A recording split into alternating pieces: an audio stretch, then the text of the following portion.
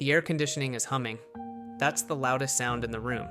You are sitting in a leather chair that is slightly too low, designed to make you look up at the man across the desk. This is the CEO's office. The walls are lined with gold records and framed photos of the idols you grew up worshiping, the faces of the gods. And now, you are holding the pen that will let you join them. The document in front of you is thick, 20 pages of dense legal Korean, or perhaps a translated version if you were scouted from overseas. It's called the Standard Exclusive Management Contract. But inside the industry, the trainees whisper a different name for it: the slave contract. You are 15 years old, maybe 16. Your parents are sitting next to you, looking nervous, looking at the CEO like he's a savior. He tells you that you have the look. He tells you that you have potential. But potential is worthless without investment. He is offering to invest in you. You hesitate. You've heard the horror stories, but then you look at the TV screen on the wall, playing a music video of a group performing in a stadium of 50,000 screaming fans. You want that. You want it more than you want to breathe. So you press the pen to the paper, you sign, congratulations. You have just legally sold your human rights in exchange for a lottery ticket. Welcome to the machine. Let's break down exactly what you just agreed to, clause by clause, step by step. Because the moment the ink is dry, the clock starts ticking. But not the clock you think. Most people believe these contracts last for 7 years. That is the industry standard established by the Fair Trade Commission to prevent lifetime servitude. But there is a loophole. The 7-year timer only starts after you debut. It does not cover the training period, and you are currently a level 0 trainee. You pack your bags, you say goodbye to your friends, you drop out of your regular school to transfer to an arts high school, or you switch to homeschooling, which really means no schooling. You move into the dorms. This is where the first clause kicks in, the investment recoupment scheme. You enter a dorm room the size of a master closet, shared with 6 other teenagers. It smells like sweat and instant ramen. You think the company is paying for this. You are wrong. The company is loaning you this. Every night you sleep on that bunk bed, a rental fee is added to your ledger. You wake up at 5 a.m., you go to dance practice. You think the company is paying for the instructor. Wrong again. That's a tuition fee added to your debt. You get vocal lessons. Added to the debt, you eat the company cafeteria food. Debt. This is the genius of the K-pop business model. In Western Hollywood, a label signs an artist who is already good. In K-pop, the label manufactures the artist from raw materials. But the raw material, you, pays for the manufacturing process. Let's talk about your body, clause. 4. Article 2. Physical management. You stand on a scale. You are weighed every single morning. The number is recorded on a clipboard for everyone to see. If you are a girl, you need to be under 48 kilograms. It doesn't matter how tall you are. If you are a boy, you need abs, but you can't be too bulky. You need to be lean, like a comic book character. If you miss the weight target, you don't eat. It's that simple. You drink water. You run in a padded jacket in the summer heat to sweat out water weight. The managers call it discipline. Your body calls it starvation. And if your face isn't quite right, maybe your nose is a little wide or your jaw is a little square. The company suggests a correction. Plastic surgery is rarely forced explicitly. That would be illegal. Instead, it's coercive. You're almost ready to debut, the CEO tells you, but the camera doesn't like your eyes. It's a shame. We might have to pick the other trainee. So you volunteer, you sign the consent form, you get the double eyelid surgery, you get the chin shave, and the bill for the surgery, you guessed it. It goes on to your debt. You are literally paying to reconstruct your own face to become a product that the company owns. Time passes. Years. Some trainees quit. They vanish in the night. But you stay. You survive the monthly evaluations where executives sit in chairs and critique your singing, your dancing, and your personality. You learn to smile when you are exhausted. You learn to cry on cue. You learn variety skills. How to be funny, how to react, how to be a character. Then the day comes. You are summoned. You made the final cut. You are debuting. You think you've made it. But this is actually where the system tightens the leash. Now you enter the concept phase. The company decides your identity. You are the innocent one, or the bad boy, or the funny one. Your real personality is now a liability. If you are naturally quiet, but you are assigned the Kureno energy role, You must be loud and hyperactive every time a camera is on. If you are naturally opinionated, but you are the visual, you are told to keep your mouth shut and look pretty. You are given a stage name. You dye your hair a color that burns your scalp. You are put in outfits that are uncomfortable or revealing. You don't get a vote. You are a mannequin. Debut day. The lights, the music, the screaming. It's intoxicating. It feels like magic. For 3 minutes on stage, you are a god. But then you walk off stage and you are handed a schedule. The schedule is the physical manifestation of your lack of freedom. You will work 20 hours a day. You have music shows at 4 a.m. for pre-recording, then a radio interview, then a fan sign event, then dance practice until midnight, then a live stream for international fans. You sleep in the van, you eat in the van, you get IV drips in the arm to keep you standing because you don't have time to actually recover from the flu. And now let's look at the financials. This is the profit distribution clause.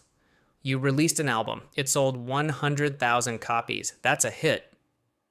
You should be rich, right? Let's look at the math. Revenue is split between the company and the artist, but the split depends on the revenue stream.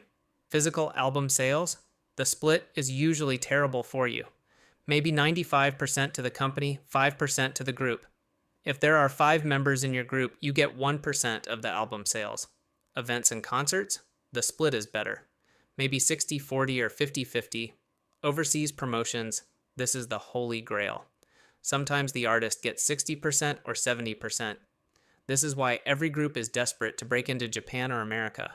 But wait, remember the debt? Before you see a single penny of that 1%, the company deducts the recoupable expenses. The years of dorm rent, deducted. The plastic surgery, deducted. The music video production cost, that's on you too. The costumes you wear on stage, you pay for them. The backup dancers, you pay them. The manager's salary, sometimes yes, you pay that too. This is the break-even point. For the first 2 or 3 years of your career, despite being on TV, despite fans screaming your name, despite wearing Gucci and Prada, which are borrowed, you are broke. You have $0 in your bank account. In fact, you are technically in the red. You are a famous pauper. You call your parents to ask for money to buy snacks at the convenience store. But money is only one part of the cost. The higher price is privacy. Let's look at the dating ban. Most contracts explicitly or implicitly forbid dating for the first 3 to 5 years. Why? Is the company protecting your heart? No. They are protecting their product. You sell a fantasy. You sell the idea that you are available. You are the boyfriend or girlfriend of the fan. If you are dating a real person, the fantasy breaks. The sales drop, the stock price dips. So you don't date, or you date in secret with the paranoia of a spy. You meet in cars with tinted windows at 3 a.m. by the Han River. You have secret phones. Speaking of phones, the company likely confiscated your personal phone when you were a trainee. Now that you've debuted, maybe you get a work phone. But the manager has the password. They read your texts, they check your photos. You are under constant surveillance. And it's not just the manager watching you. We have to talk about the sasaengs. These are the fans who cross the line. They aren't just admirers, they are hunters. They buy your flight information illegally. They book the seat next to you on the plane to watch you sleep. They camp outside your dorm. They install hidden cameras in your van. They send you letters written in menstrual blood. You go to the company for help. You beg for security. The company shrugs. They buy the most albums, they say. Don't alienate them. The company weaponizes these obsessive fans. They create apps where fans pay subscriptions to receive private messages from you. You are required to send a certain number of messages a day. You have to feed the beast that is hunting you. You have to tell them you love them, even when you are terrified of them. Now let's fast forward. You are 5 years in.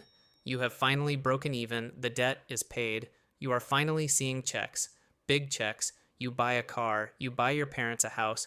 You have achieved the dream. But look at yourself. Your knees are destroyed from dancing in heels or doing acrobatic choreography on concrete stages.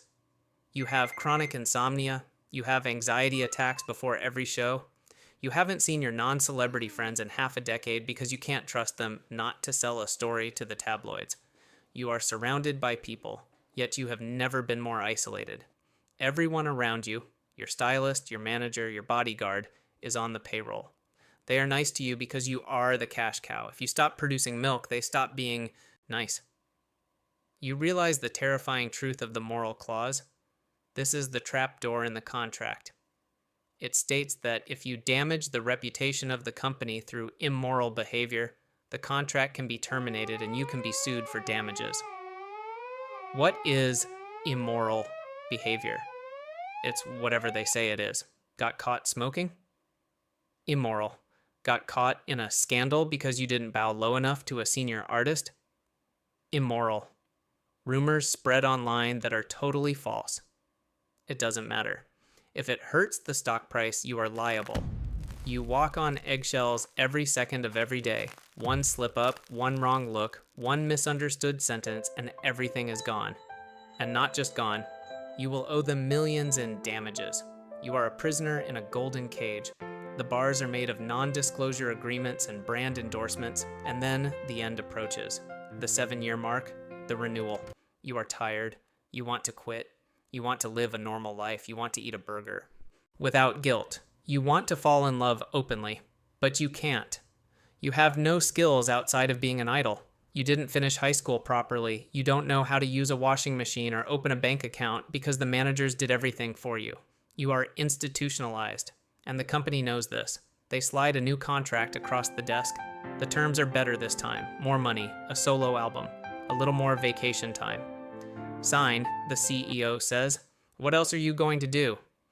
You look at the pen, you look at the gold records on the wall, you look at the fresh batch of trainees standing in the hallway, looking at you with hungry, jealous eyes.